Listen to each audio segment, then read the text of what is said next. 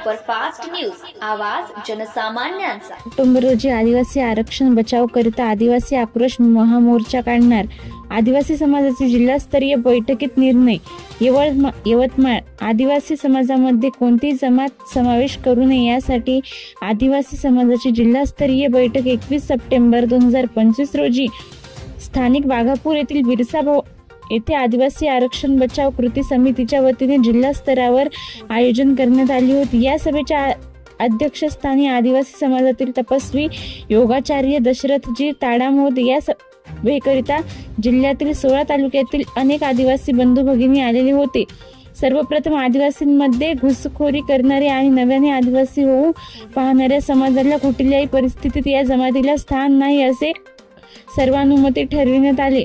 आधीच आदिवासी समाजामध्ये गैर आदिवासी नोकऱ्या बळकावल्या आहेत। यासाठी आदिवासी समाज आता अन्याय सहन करणार नाही अशा स्वरूपाच्या तीव्र भावना समाज बांधवांच्या होत्या। बंजारा समाजाच्या घुसखोरी निषेधार्थ महाराष्ट्र मोठे आंदोलन करण्याचा ठराव एकमताने घेण्यात आला।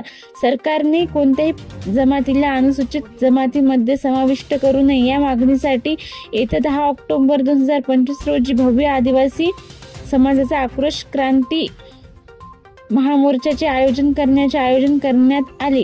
या सभेमध्ये सर्व समाजाच्या वतीने आदिवासी आरक्षण बचाव कृती समितीचे गठन करण्यात आले। सर्वानुमते आदिवासी बचाव कृती समितीचे अध्यक्ष म्हणून राजूभाऊ चांदेकर यांची सर्वानुमते निवड करण्यात आली। तसेच इतरही पदावर अधिकाऱ्यांची निवड या सभेमधूनच करण्यात आली।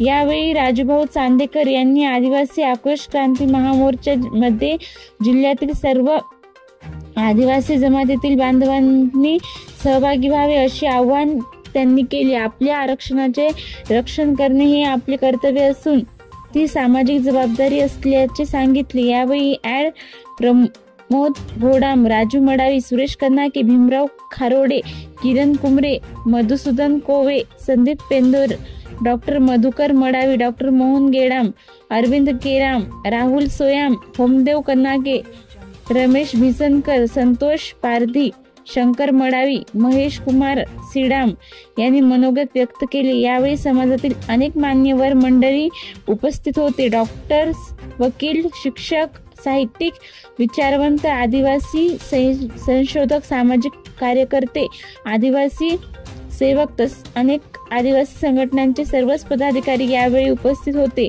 महाराष्ट्र सुपरफास्ट न्यूजसाठी तालुका प्रतिनिधी शंकर पंधरे, राळेगाव।